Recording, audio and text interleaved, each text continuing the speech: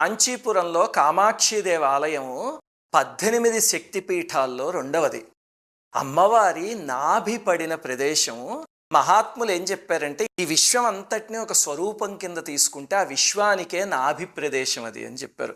నాభి అంటే మనకి తెలుసు కదా, మన అమ్మకి మనకి మొట్టమొదటి సంబంధం నాభితోనే ఏర్పడుతుంది. అందుకే అక్కడ వెలసిన అమ్మవారితో ప్రజలందరికీ ఎంతో గొప్ప అనుబంధం. కంచి కామాక్షిదేవి అనగానే మనస్సు ఉప్పొంగిపోతుంది కదా.